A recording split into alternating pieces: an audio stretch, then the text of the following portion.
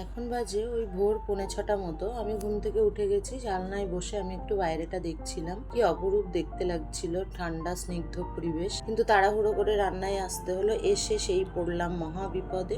দেখি গ্যাসটা গেছে শেষ হয়ে। সেই গ্যাস এখন আমাকে একা লাগাতে হবে, যেহেতু সবাই ঘুমাচ্ছে। গ্যাস লাগাতে আমি পারি না, তবুও কষ্টসিষ্ট করে নিলাম, যেহেতু টাইম মতো মেয়ের খাবার দেওয়ার আছে। রান্না টাইম মতো আমি সবই শেষ করে ফেলেছি। আজকে আমি আর থোড়ের রস খাইনি, আজকে আমার একটু থোড় ভাজা খেতে ইচ্ছে হলো, সেই মতো থোড় ভাজা করে নিলাম। এবং পেঁয়াজ রসুনের ফোড়ন দিয়ে মুসুরের ডাল খুবই পছন্দ করে আমার সবাই।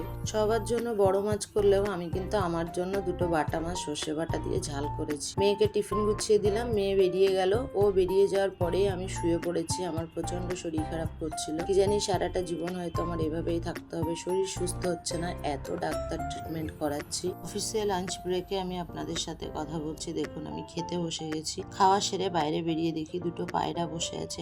এত সুন্দর লাগছে দেখতে, মনে হচ্ছে যেন দুজন দুজনের একদমই পরিপূরক, তাই না বন্ধুরা? দেখে বলুন।